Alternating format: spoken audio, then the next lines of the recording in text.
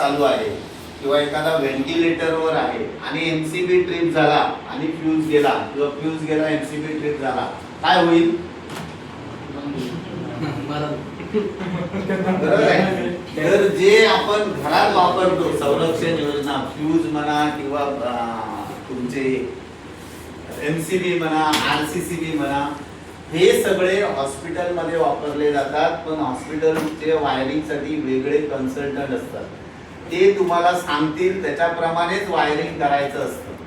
आपल्या घरातलं वायरिंग हॉस्पिटलमध्ये चालत नाही. कारण जर असं काही ट्रिप झालं तर तो माणसाचा, ऑपरेशन थिएटर मधल्या माणसाचा जीव जाऊ शकतो. बरोबर आहे. तर त्याच्यामुळे हॉस्पिटलचं वायरिंग जर तुम्हाला कोणाला करायचं असेल तर जे ड्रॉइंग येतं, जो कन्सल्टंट ड्रॉइंग देतो त्याच्याप्रमाणे करायचं, त्याच्याप्रमाणे संरक्षण योजना लावायची. स्पेशल संरक्षण योजना येते हॉस्पिटलमध्ये. कधी कधी अर्थिंगही दिलं जात नाही, कारण अर्थिंगमुळे ट्रिपिंग होतं.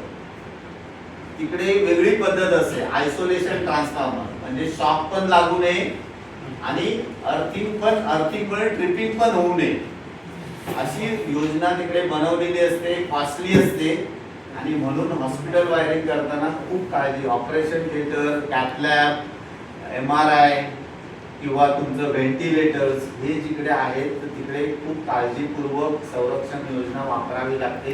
ज्याच्यासाठी कन्सल्टंट सांगतात त्याप्रमाणेच वायरिंग करावं लागतं. कन्व्हेन्शनल वायरिंग करून चालत नाही. करेक्ट. त्यामुळे हॉस्पिटलचं काम करताना विचारा, त्यांच्याकडनं ड्रॉइंग घ्या आणि त्याच्याप्रमाणेच करा. हॉस्पिटलमध्ये अजून एक थोडा असतो जो नर्स कॉल पॉइंट असतो. कॉल पॉइंट असतो की पेशंटला, प्रत्येक पेशंटला एक बटन दिलेलं असतं की बाबा नर्सला बोलवायचं.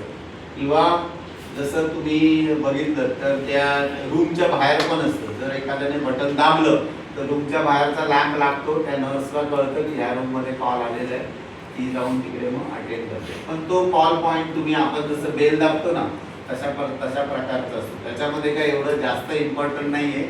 महत्वाचं आहे हॉस्पिटल वायरिंग करताना क्रिटिकल एरियाज असतात जिकडे आपण आपले सारखे फ्यूज, डीपी वापरू शकत नाही. तिकडे स्पेशल प्रोटेक्शन इक्विपमेंट असतात, तीच वापरावी लागतात.